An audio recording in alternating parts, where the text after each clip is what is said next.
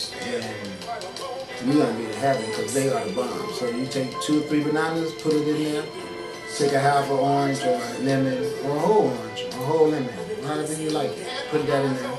Throw a good handful of almonds in there and put some honey in there, and then let it.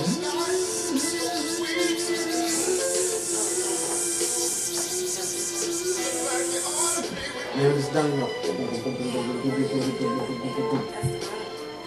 and they be like, yo, it's delicious and it's healthy for you. They give you a lot of energy and you can keep running and getting things done until it's time to get another one. So do that. Don't be running in all those stores, drinking all that milk and all that old crap, killing yourself. That stuff gets lined up in your lower intestinal walls and it won't come out. And then now you're going to get all the decaying food waste up in there, and it's going to go through your intestines and give you sores all up in the, well, you know where. And you don't want that, okay? So don't even do that. Just be nice to yourself. Don't drink milk. Don't eat cheese. Don't eat meat. Change your diet. Become a vegetarian. It's going to take a while, but at least start working on it. Remember, consciousness is a perception of thought. Your perception of thought is always what initiates actions to make the materialism of all of the questions. Any objective you have is going to start with thought. And then you're going to have to convince yourself you can do it. So convince yourself that you can live healthy. Convince yourself that you have to live healthy. Because if you don't, you're going to die.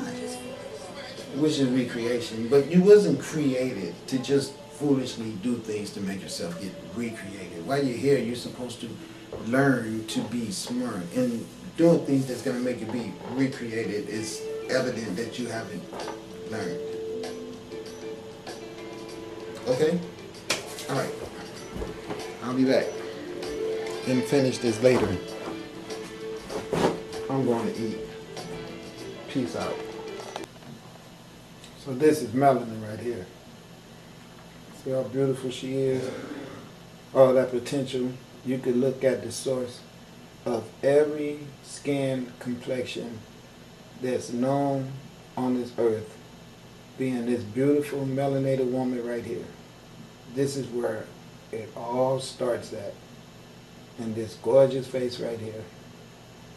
Please believe it.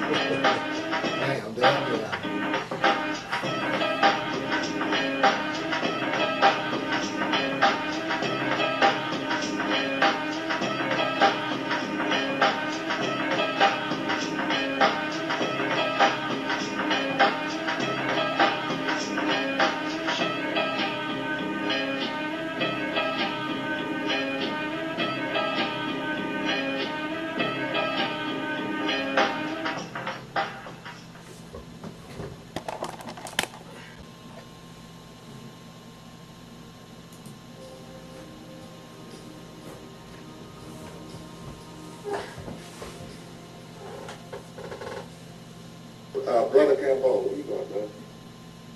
Sit down, man. Where you going? We need you. See, I do both. All right, that's right. You can't tell you where he's going, too. I've been on that radio. Brother, come up.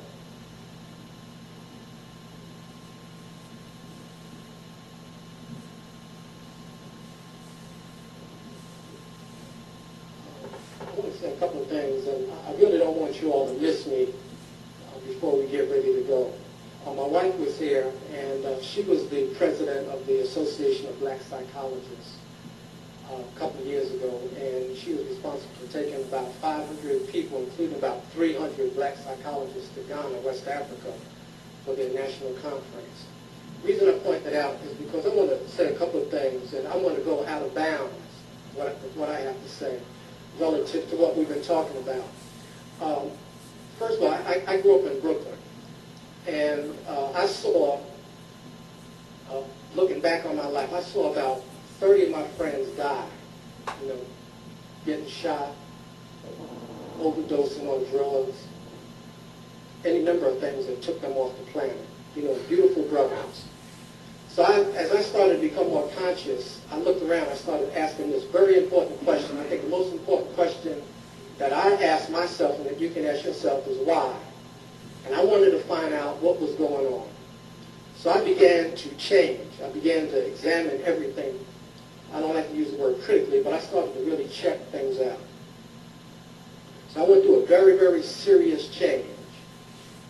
Serious change. And what my wife and I did, we decided that we were going to drop out from the system. We delivered two of our 3 children at home using midwives. She didn't take any medication. We didn't go to a doctor. She talked me into doing that, but it was a beautiful experience for me to be there to help deliver our children.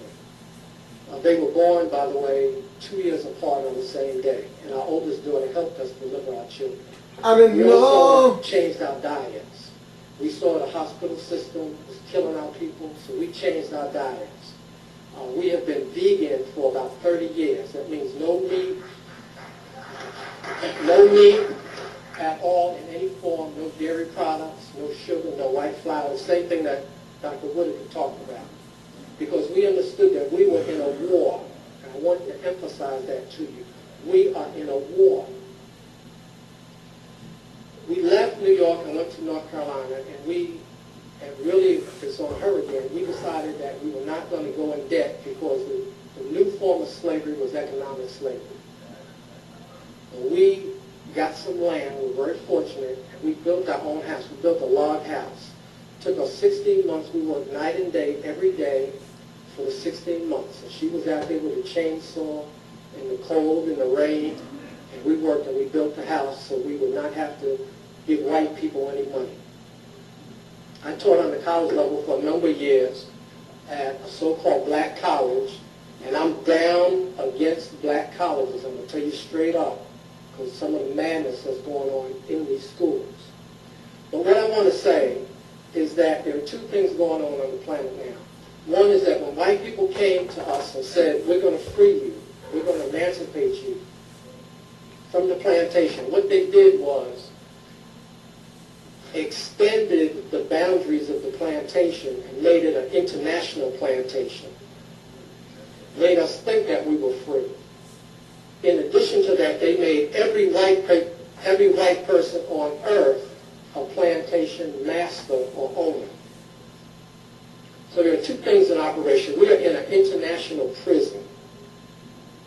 Not just in America, but everywhere we go, our people are dying. So the things that are in operation on this planet is that white people want to kill us. I want you to understand that. They want to kill you.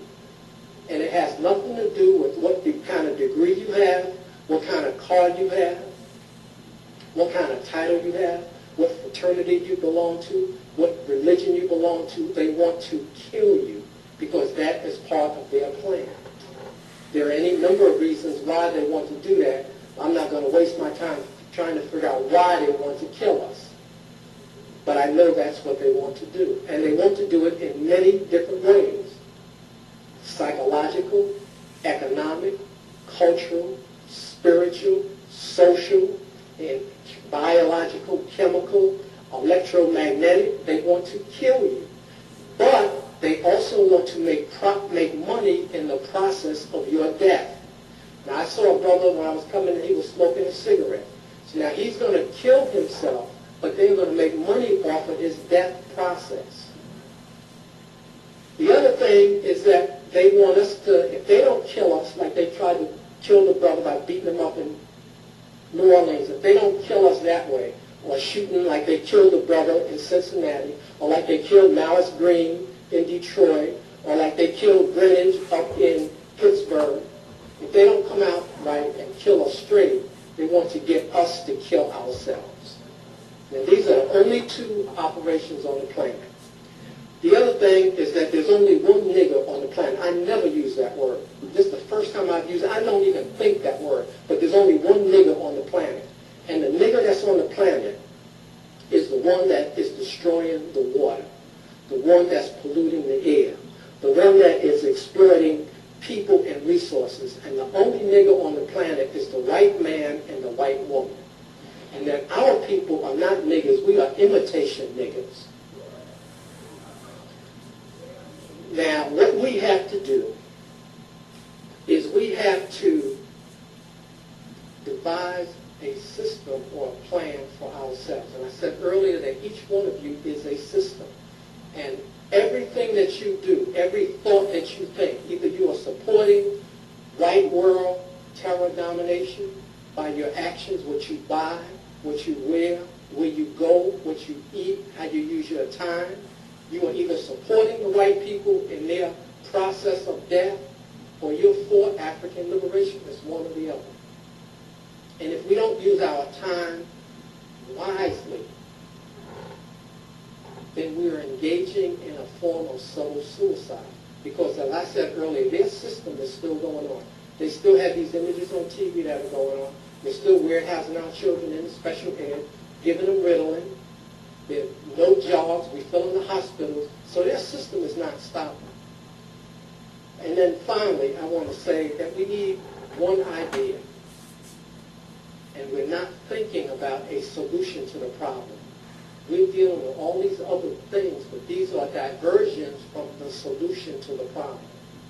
And we have to start to think about a solution to the problem so that these young brothers and sisters who are here now, who are 15, 16, or 17, are not here 25 years later talking about these same problems. Now, how do I know that the white people know that we are going to come up with a solution to the problem? I know it because they have retina scans, they have what they call racial profiling, DNA banks, and they're monitoring our people to try to prevent the one person from coming up with the one idea. And the one idea is how we are going to exterminate white people, because that, in my estimation, is the only conclusion I have come to. We have to exterminate white people off of the face of the planet to solve this problem. Now, I don't care whether you clap or not, but I'm saying to you that we need to solve this problem because they are going to kill us.